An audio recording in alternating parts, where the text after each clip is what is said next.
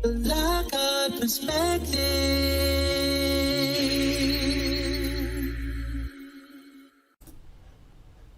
Well, hello and good afternoon. Happy Tuesday to everyone. I decided today that we were going to take a look at a little bit of news. I've been under the weather for the past few days after nursing the family, trying to get them back together, and then, of course, the nurse ends up having the cough and the sneezing and all that stuff. But thank goodness it was nothing serious. I mean, it's still a little bit of a in the throat of it all, but I'm doing okay. I wanted to come and have a couple of moments with everybody, and there have been several news stories since I've been a little under the weather in the past few days that I've been wanting to just jump up and report on. And then I figured, you know what? It's okay. Somebody else has got it, I'm almost sure. But now that I'm feeling a little bit better, I thought it would be good to just come on out and talk. Hey, Anarchy Television, how are you today? Did you see this story, kind sir? Let me know if you've seen it. I'm going to tell you that I found it quite interesting. It came out of the Los Angeles Times, and it was, I think, back on the 20th of August. And I didn't really say anything about it because I was sure that people, maybe we're all tired of the topic or whatnot, but full hospital ship virus patients off to different cities. So all of the hospitals that are full are shipping their patients off to faraway cities. So let's get right into this, okay? So it goes on to say that many overwhelmed hospitals with no beds to offer are putting their critically ill COVID-19 patients on planes, helicopters, and ambulances and sending them hundreds of miles away to far-flung states for treatment. The surge in the Delta variant of the coronavirus, combined with low vaccination rates, has pushed the hospitals to the brink in many states and resulted in a desperate scramble to find beds for patients. Large hospitals in urban areas, already running short of space and staff with the summer COVID-19 surge, has started to because of the other procedures like cancer and biopsy. So they're packed because of other things that are going on. They're having biopsies and things of that nature, as well as it says here, hip replacements. And what that means, there are very few free beds to offer to patients from small rural hospitals without intensive care units or medical centers in coronavirus hotspots. So there's a quote here that says, quote, "Just imagine not having the support of your family near to have that kind of anxiety if you have someone grow acutely ill," close quote. That comes from Steve Edwards, the chief executive officer of Cox Health, whose hospital in Springfield, Missouri, is treating patients from as far away as Alabama. So hospitals across the United States had more than 75,000 COVID-19 patients as of last week. And remember, the publication was August the 20th. As of last week, a dramatic increase from a few weeks ago, but still well below the winter surge records. However, Florida, Arkansas, Oregon, Hawaii, Louisiana, and Mississippi have all set their pandemic records for the COVID-19 hospitalizations in recent weeks. Unlike the winter surge, hospitals this summer were already strained because of emergency room volumes and are backed up to pre-pandemic levels. All right? Let me make sure that you guys hear me well. Is that 5x5, brother? Let me go back over here. All right, now you guys may be better. I had to switch out something. Hey, everybody. I hope you guys can all hear me. That's not good, is it, Hal? Yeah, camps are whooey. Hey, Sandy Aaron, how are you? You've been having some awesome visitations lately. So I just thought that'd be amazing. Oh, good. So I'm going to creep back over here to the other side now that I know that it is 5x5. And let's see, where was I? Okay, so again, it says that they're seeing patients from all over the place. They says here, it says we are seeing COVID patients and we are seeing car accidents And we're seeing kids come in with normal seasonal viral infections, and we're seeing normal life come into the emergency room department along with the extra surge of the COVID patients. So it is causing a crisis, and this comes from Dr. Mark Rosenberg, the president of the American College of Emergency Physicians. In Arizona, a special COVID-19 hotline is getting desperate calls from hospitals in Wyoming, Arkansas, Texas, and California that are in search of bed space. Often there are no takers. So apparently some of these places that they're calling to get help, they're already inundated. So they don't have a lot of space. It goes on to say, quote, this is Dennis Shelby. He's the chief executive officer of a 15-bed Wilson Medical Center in, it looks like Nodosha, Kansas. He says, we just can't get them out. There's no way that they can get any help for these poor people. And then you figure these individuals are moving so far away from their families, and even though they're at their home at the time that they're trying to find a local place, their home hospital, the family members aren't there with them then. So just imagine, having a family member, not only, you're not able to get in there to see them, but imagine them hundreds of miles, if not thousands, of miles away. That's not good. But he says that there is absolutely no takers. There's no help at all. And they just cannot get them situated. So if we look here, it says that this story goes on forever. It does. It goes on forever. But let's just click over here to the last couple of little paragraphs here. Hold on just a second. Let me say something. And as you can imagine, I yelled, I'm live, get away from the door. No, I didn't say get away from the door. I just told them that I was live. But anyway, so Dr. Richard Watson, the founder of the Motent, looks like it says Motent, said that Kansas patients were being sent as far away as Wisconsin, Illinois, Colorado, Texas, and often, though the rural hospitals just muddle through. Wow. Okay, so that's a look in the gift horse in the mouth. But I just thought that this was amazing. I'm not sure how many of us are realizing that this is the type of stuff that's going on, that we've got family members being shipped off far, far away. They can hardly get to them where they are. And then to add insult to injury, there's no space for the dear souls. And I thought that was pretty interesting. So let's see, what else here? Oh, here's something that I thought was unique.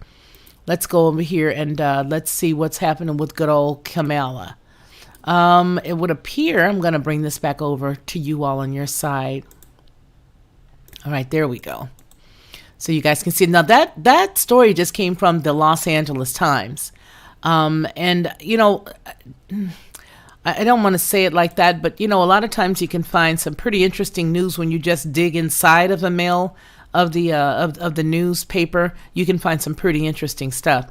So it says here that Kamala Harris's she steps to the Senate to pass a bill to give $10 million to Americans that are repatriated from Afghanistan, then refuses questions as she walks out. This story comes from the Daily Mail, and it was written by Emily Gooden.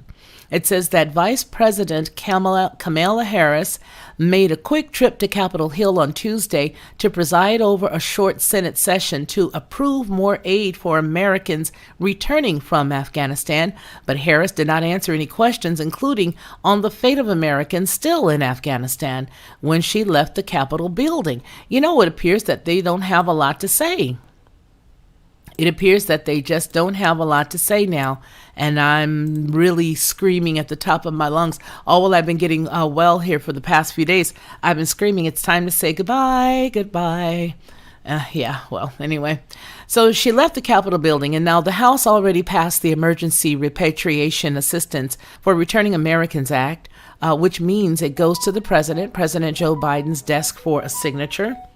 Gee whiz, I have never had so many news alerts in my life. And over the past few days, it's just been insane. They come like right back to back to back. And it is insane because there's just so much stuff that needs to be done. But in my own humble opinion, and this is just my personal opinion, has nothing to do with the news that I'm reporting. I just feel like right now, irregardless to what side of the fence that you sit on, it's time for them to say goodbye to certain people, period. Okay, so anyway, it says that, let's see, Joe Biden's desk, and then it will be raised, the bill raised the funding from $1 million to $10 million, which means there's possibly a little bit of fluff and filler inside of that. Tuesday's Senate session lasted about 2 minutes and was attended only by Harris and Democratic Senator Ben Cardin of Maryland. It's rare for a vice president to preside over a pro forma session, which is what the Senate is in right now, and those sessions are usually presided over by a single local senator and lasts only a few minutes. But in order for the legislation to pass, 2 senators were needed. A senator had to make the motion, and a presiding officer had to approve it. As Vice President, Harris is president of the Senate, and so she can step in as the presiding officer, and she did. So Harris volunteered to preside when the second senator was unavailable to join Cardin, who was scheduled to be the presiding officer on Tuesday. Quote, "My understanding is we couldn't find another senator, so she volunteered," Cardin told the reporters on Capitol Hill. Continues with, "They needed 2 senators on the floor, and I'm not sure if there's another senator close by, so she said that she would just take care of it," he noted.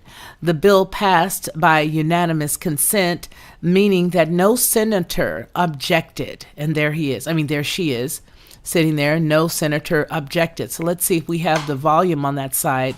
I'm not even sure if it'll play. It doesn't look like it's an actual video. No, I don't think it is. It's just showing you a picture of what is or what was. Okay. So the Secretary of State, Anthony Blinken, on Monday evening, Secretary of State Anthony Blinken said on Monday evening, there are between 100 and 200 Americans, 100 and 200, that's a large gap, right? That there is about 100 to 200 Americans left in Afghanistan who want to leave. If you knew they wanted to leave, why are they still there? But then I digress. Quote, "We believe there are still a small number of Americans under 200 and more likely closer to 100 who remain in Afghanistan and want to leave," closed quote. The Pentagon said on Monday that more than 122,000 people, including 5,400 Americans, have been evacuated since July. Okay. But the whole spiel that we're dealing with right now is started a couple of weeks ago in August. So according to them, there's a whole total of 122,000 people, including 5,400 Americans, who've been evacuated. The United States ended its presence in Afghanistan on Monday, marking the end of nearly 20 years in the country.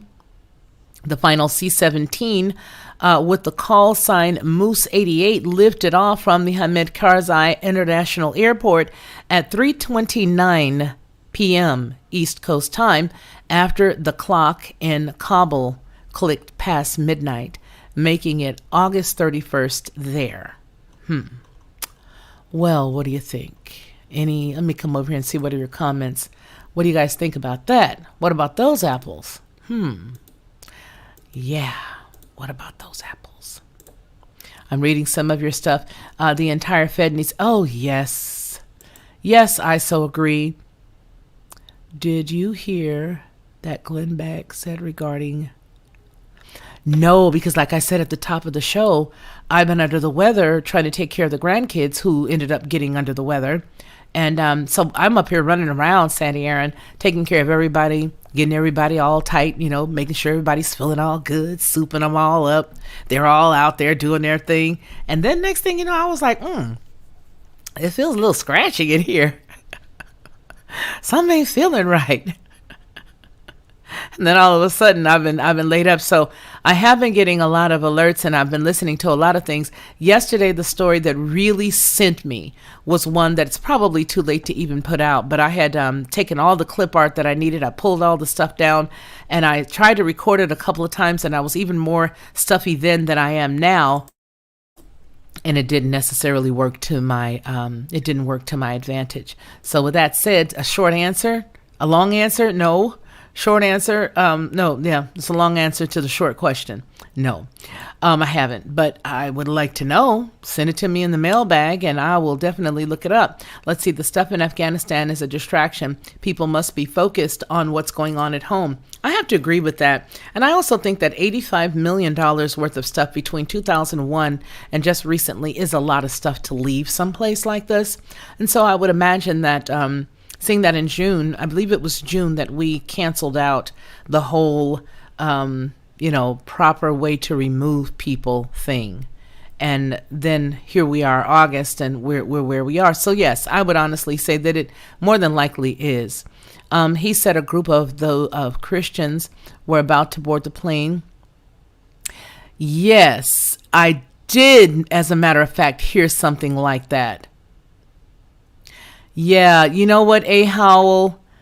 Yeah, and so we do have to be very cognizant of some of the players that, even though they may seem very, well-intending, you do have to be cognizant of the fact that sometimes you get folks who are stirring the pot a little and you don't really know why, because you really don't know the background story.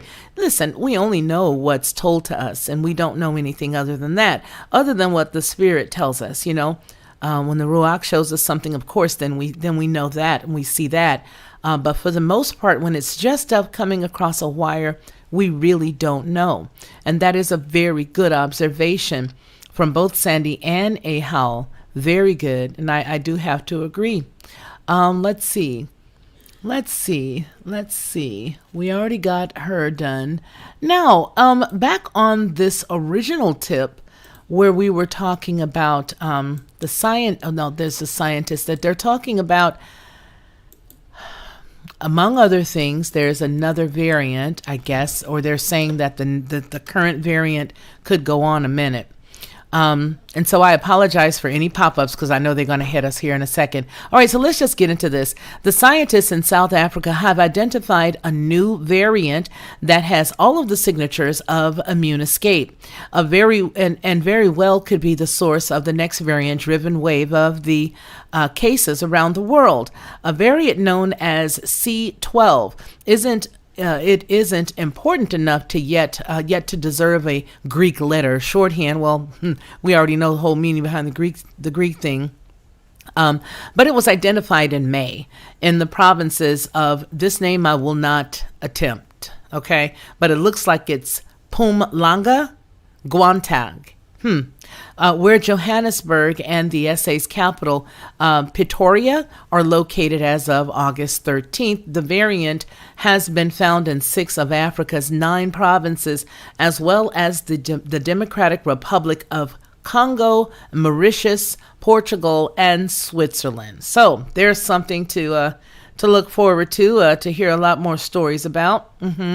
That's what I say. So anyway, this was, and even in New Zealand, it says, has reported a case of the variant in its most recent outbreak per Bloomberg. All right. Wow, is all I got to say. Yeah. So the most concerning thing about the new variant is that it possesses certain traits that might be, quote, associated with increased transmissibility, closed quote, and is increased ability to evade antibodies, the scientist says. Quote, it is important to highlight that lineage given given its concerning constellation of mutations. Let me reread that, because I don't want you guys to be confused, because I was. So here we go.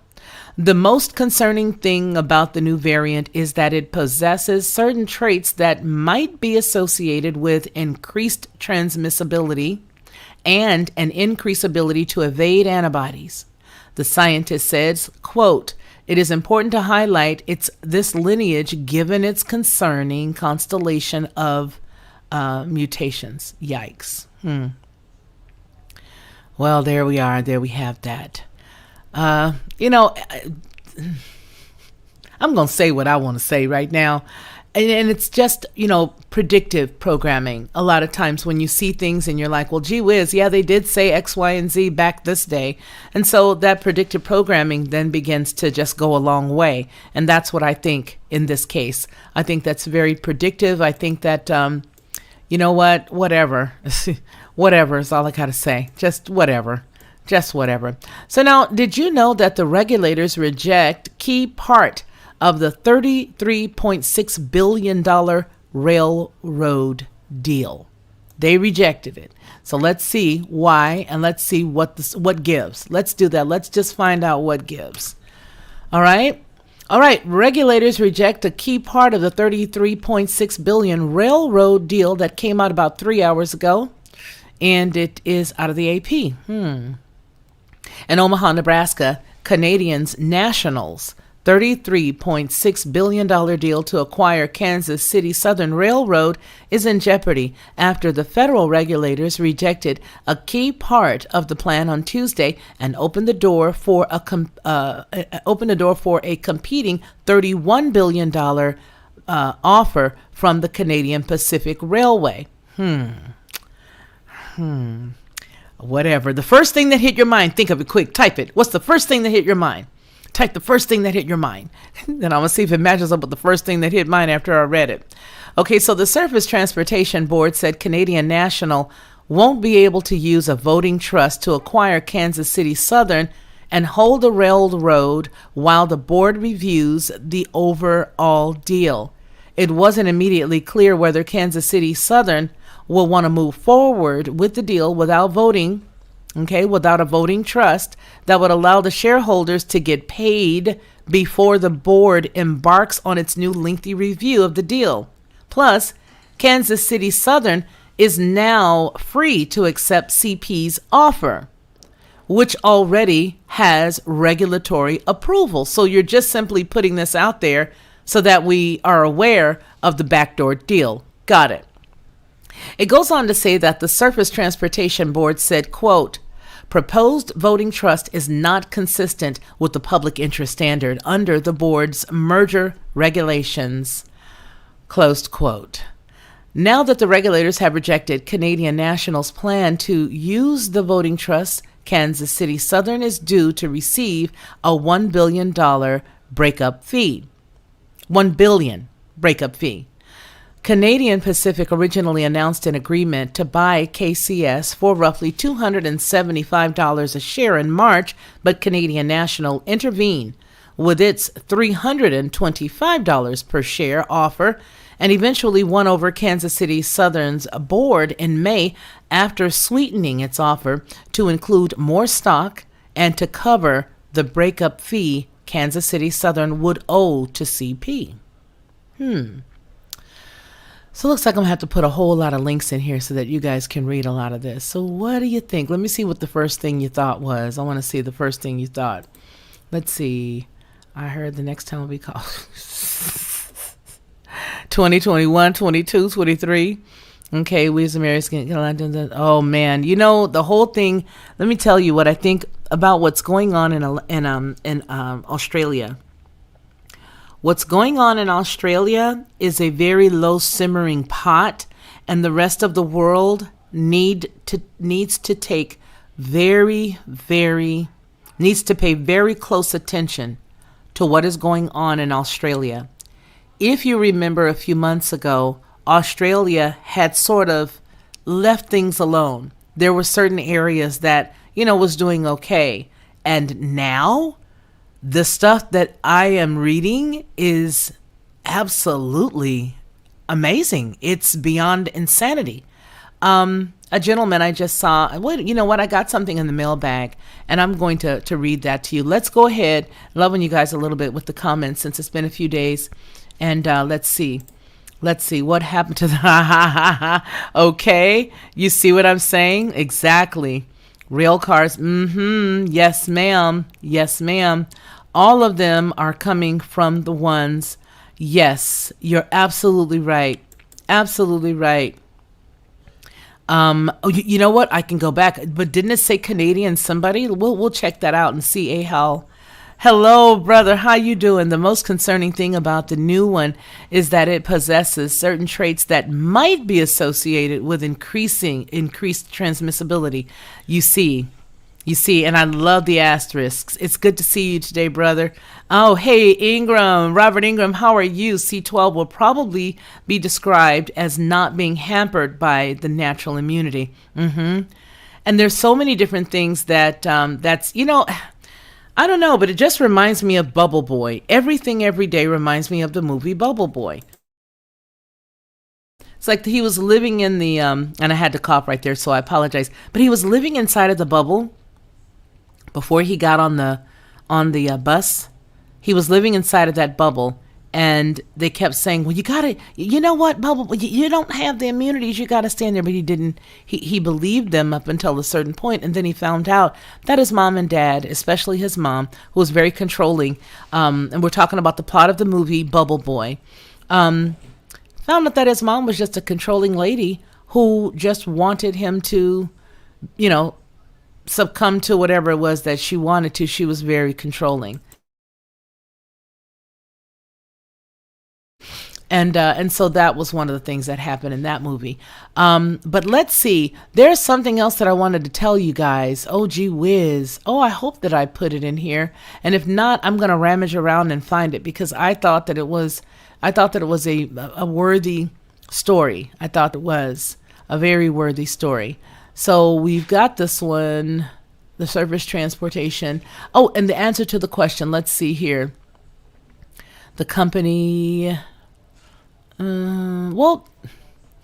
Canadian Pacific's plan.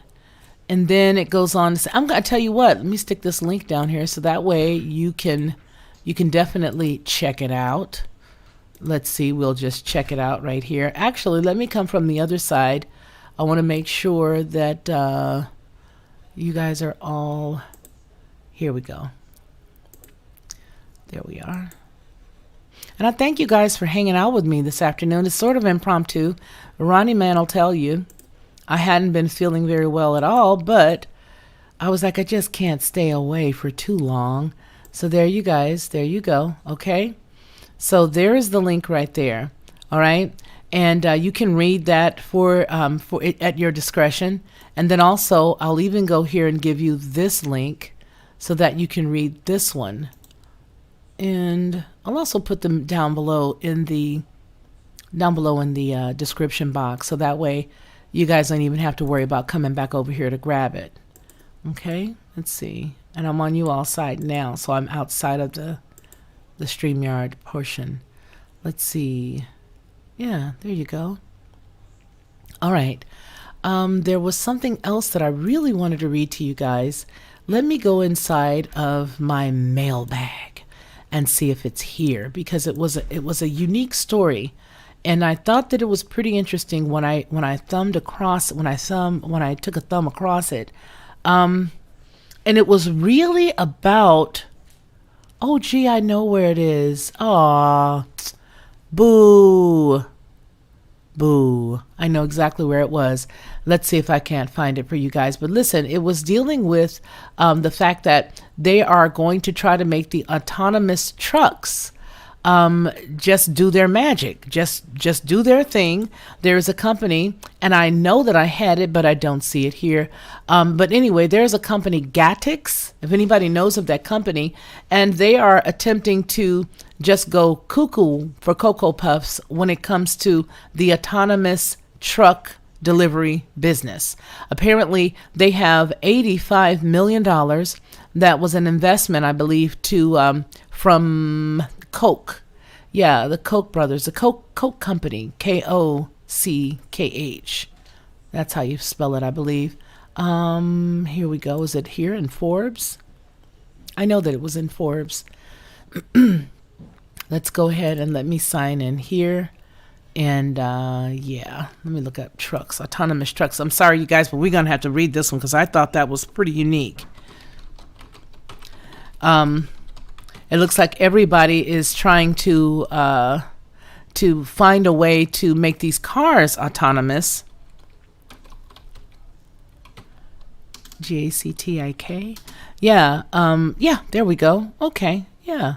Let's go on ahead and read this. I think I want to read the second story. No, I'm going to go ahead and read the first one to you guys. You're going to find this quite interesting, but you may. I hope you do. You know, we're just chilling, you guys. This is nothing planned. It's completely just, hey, I think I want to talk to some people today. And I think I want to go over and hang out with TLP. That's what I think I want to do. And so that's how we ended up here right now. You and me and all of us hanging out together. All right, so the robot truck startup Gatik raises $85 million in Koch-led funding round. That's the trucks right there. You see them? Gatik, a Silicon Valley startup that's developing an autonomous fixed-route robotic delivery service, secured its biggest cash infusion to date with $85 million round led by the Koch Industries. Somebody let me know, is that the same Koch brothers, Koch Industries? K-O-C-H? I mean, yeah, K-O-C-H. Is that the same company? I'm going to come back over here. I think I'll go on this side and see the answer because I know you guys are quicker here. K-O-C-H, yes. Is that it? I don't know. Okay, I see Ronnie Man says, is it Koch? I thought it was Coke. Okay. All right. Well, you know what I mean. You know what I mean. All right, I'm going to go back over here now because I was on your side. All right. So anyway, it just goes on to say that they have the $85 million by the Koch Industries investment arm that will help expand the operations, add staff, and build up its truck fleet. The Palo Alto, California-based company, which already generates revenue hauling consumers' goods and groceries in robotic trucks for Walmart in Arkansas and Louisiana, and for Canada's Loblaw supermarkets in Toronto, said that it's also expanding delivery services for companies in Texas, and the plan includes operating autonomous 20 and 26-foot trucks, box trucks, out of facilities that it's setting up near Fort Worth Airport as a part of the state's Mobility Innovation Zone. And it goes on to say that with the Series B round, Gatik has raised $114.5 million since the funding started in 2017. The new financing position positions us to scale nicely from here, says the co-founder, CEO, Gautam Narang. Okay. And it goes on to say, quote, the way we look at business, the technology, the companies we work with we all have the key components in place, is what they say. That's a close quote. Now, it goes on to say that trucking and delivery services have been the fastest developing area of the autonomous driving industry over the past 2 years, as the application is viewed as somewhat easier than robotic taxi services and likely to generate more revenue in the next few years. And unlike competitors such as TuSimple, which focuses on developing robotic semis for long-haul highway trucking, or startup neural small businesses, street-legal grocery stores, and food robots, unlike that company, Gatik focuses on hauling goods for businesses on repetitive, fixed routes with little variation. Waymo, it has in quotes, which is developing the robotic big rigs, as well as robot taxis, is also testing so-called middle-mile deliveries to commercial consumers in suburban Phoenix. The funding round gives the closely held company, quote, a runway of at least 2.5 to 3 years. Narang says the company has been approached by potential partners about going public via the SPAC merger, but there are no immediate plans to do so, he said without elaborating. The fact that Gatik's revenue from the delivery service is rising also reduces the pressure to list its shares or pursue an even bigger funding round. Quote, We have meaningful revenue coming in. Last year, we did revenue in the millions, and this year we're projected to increase that by 400% year over year, close quote. He said that without elaborating. Now, it goes on to say that the Koch investment arms, Koch Distributive Technologies, led the funding round that included existing investors' innovation endeavors, Whittington Ventures, FM Capital, Dynamo Ventures, Trucks VC, and Intact Ventures are among other participants. That means they are going to have so much money funding this. And I think that most of us have been looking at the autonomous car situation more because now they're, using the conversation to sort of push us into having the electric cars by 2030, that we totally forgot about this piece. And by this piece, I mean a couple of years ago, I remember showing some family the fact that you're not feeling well, but you're sounding great. 5x5. Thank you. And I figured out what the problem was. Remember, we just got the new camera. Well, the new camera has a microphone on it, and I did not disable the camera, so it was not using the road. Isn't that amazing? It sounds terrible.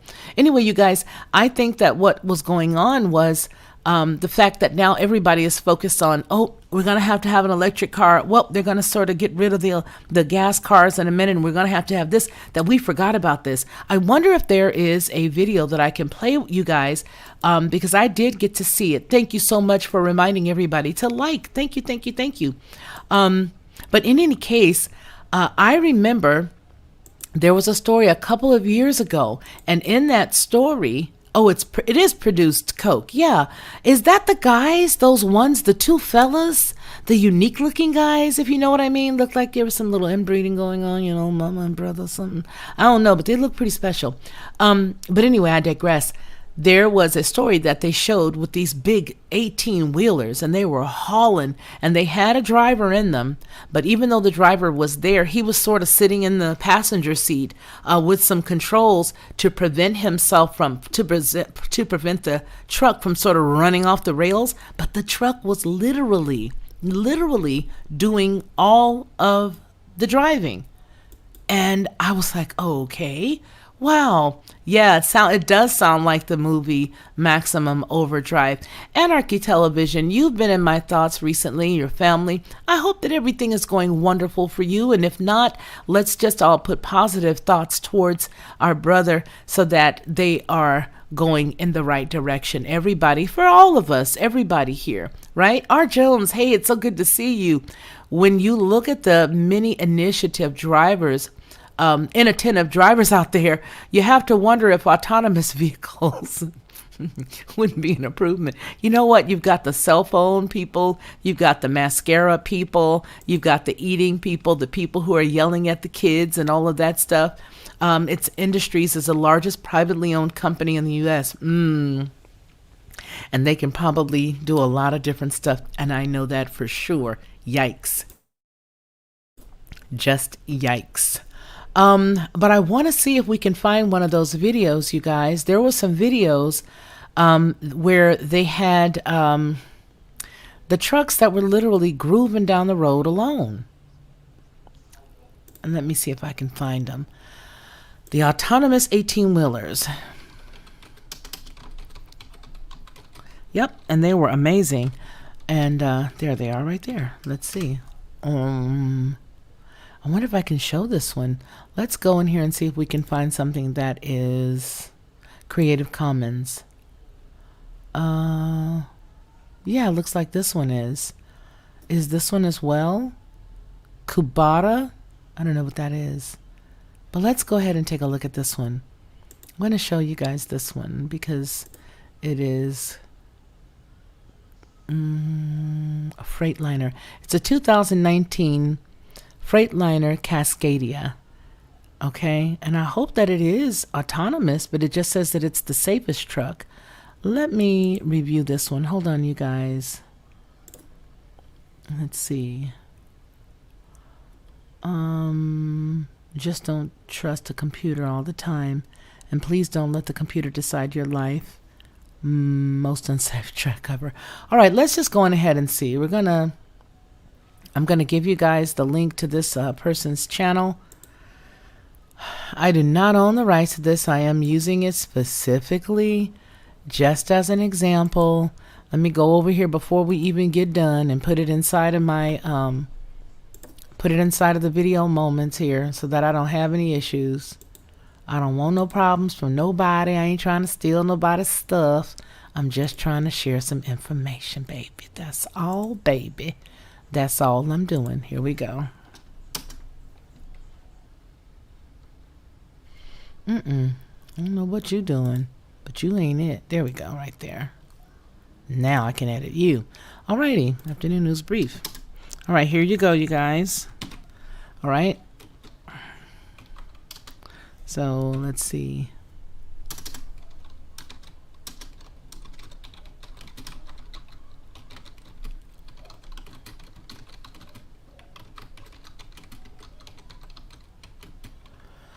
Okay.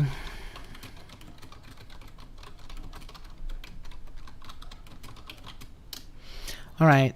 Yeah, I got dinged a couple of times just recently, just for something that it said it was free to use. It said it was free to use with the Manger Babies, but the Manger Babies didn't like me using it. All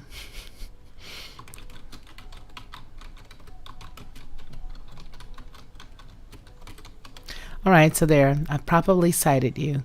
You've been properly cited. Now we're gonna properly watch this. Okay, yes we are. All right, here we go, folks. Okay, stop sharing it. Now share it. Too many clicks of the buttons. Just too many. It's just too many. Here you go. Hello, Generica Stewart. How are you? Generic Stewart. Okay, let's play it. Let's get past this so I can get the 2, 3, 2, 1. There we go. Now let's check it out.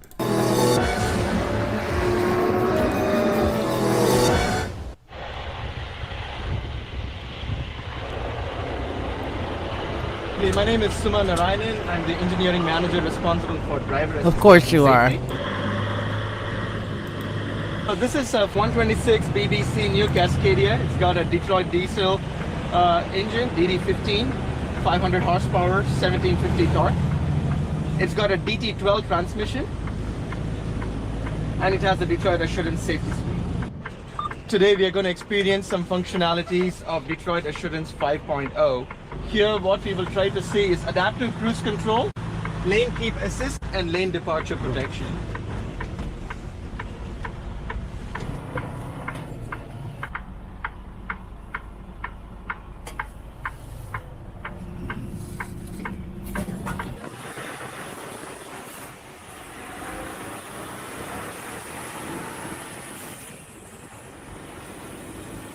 So what you will see here is this bicyclist will start coming beside me. Imagine this to be like a city traffic conditions.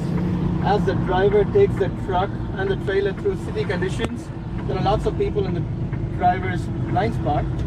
As soon as I turn the indicator on, it warns in the instrument cluster. You see that little triangle turned red, indicating that there is someone in the blind spot. The short range radar is on the passenger side of the vehicle, and that is the most difficult part of the truck the driver has access to. So now that we are in a highway driving conditions, I will enable my cruise control. As soon as I enable cruise control, not only my distance control is active, but also my lateral control is active. So the camera is constantly monitoring lane markings on the road. And once it is able to determine my position, the vehicle's position in the lane, it gives small steering inputs to make sure that the vehicle stays centered in the lane. Once again, this is purely that you can experience it. At no point of time we want the drivers to depend on these systems and disengage from the activity. The hands-on detection is done by monitoring what kind of a steering input is given. We do not have any capacitors or anything on the steering wheel that detects the contact. We see who is giving input to the steering wheel. If the driver is giving input to the steering wheel, that's when we know that there is someone behind the wheel fully attentive. So my foot is still off. The vehicle in front of me is going to come to a full stop. Please watch out for some deceleration. So what the vehicle is trying to do is it's maintaining a safe following distance while staying in adaptive cruise control, while maintaining a safe following distance. And as the vehicle in front of us comes to a full stop, we also come to a full stop, and we'll hold the brake, because in some cases the stops could be in an incline or a decline. So we can hold indefinitely. And in this case, the vehicle started moving in less than 2 seconds, which means that we can also start moving in less, if the stop is less than 2 seconds. Kindly bear with me, I need to take a left here. So this feature is called Adaptive Cruise Control to 0 miles per hour. Perfect for stop and go traffic, as you can imagine.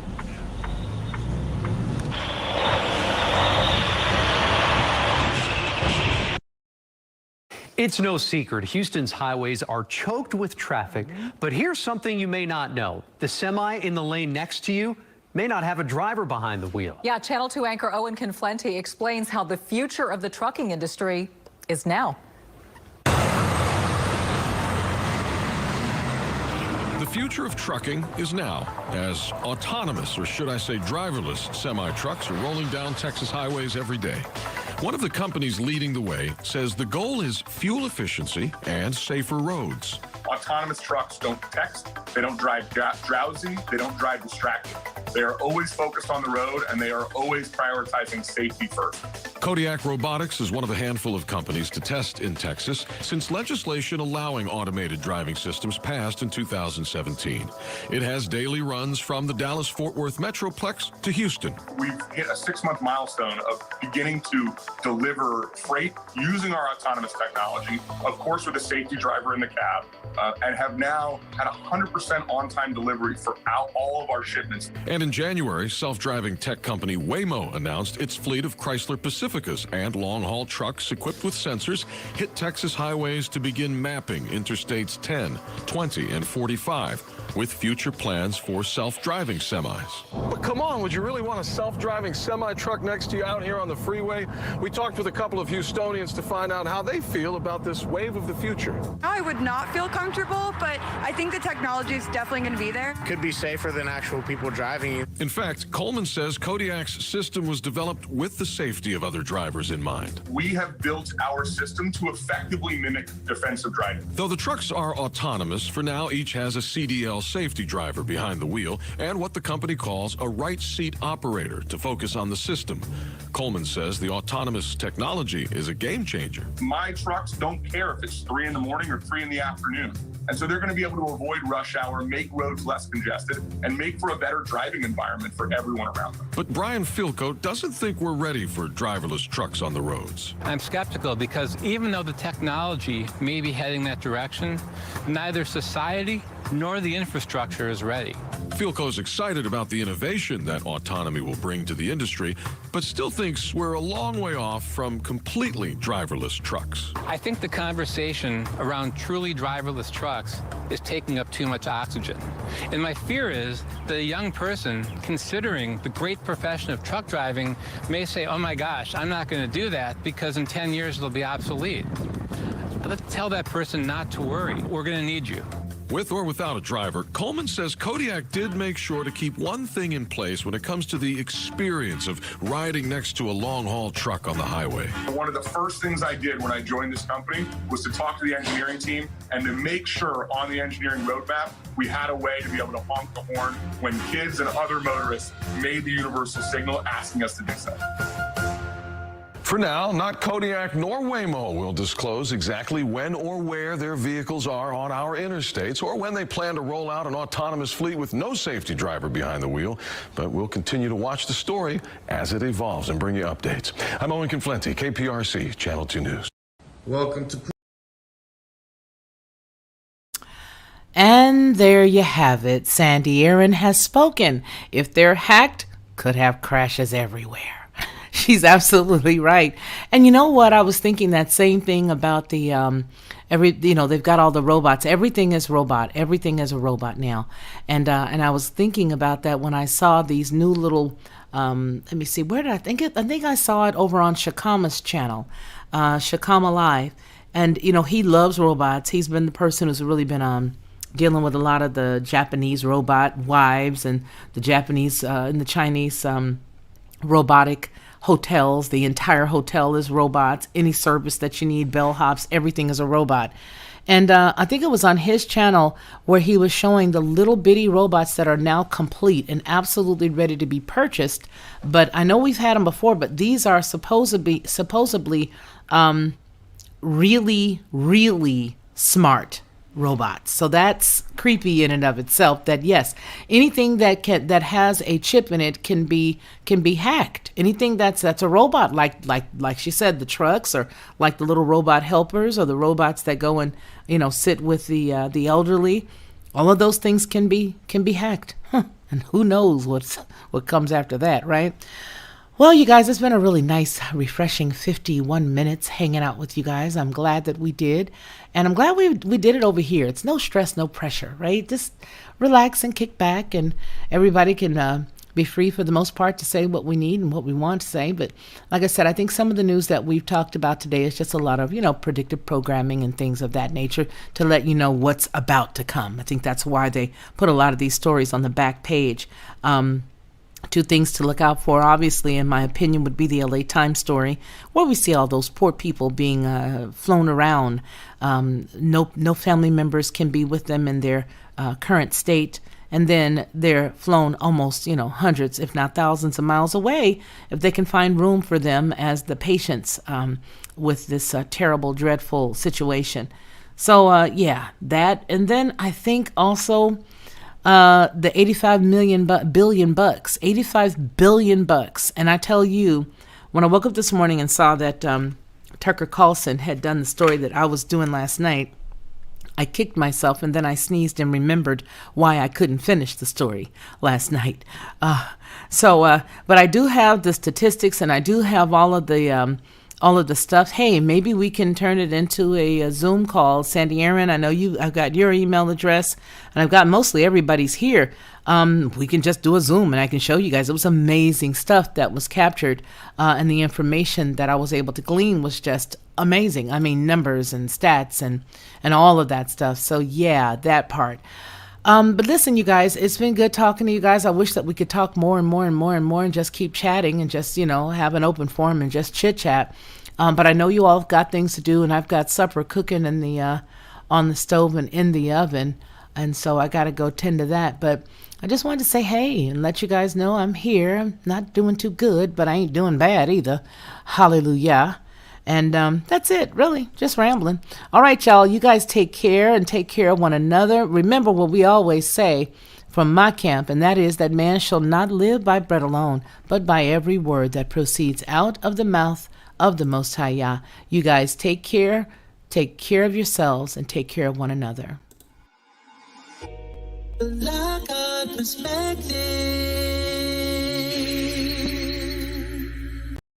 To receive instant notification each time I upload, please hit the subscribe button and the bell notification.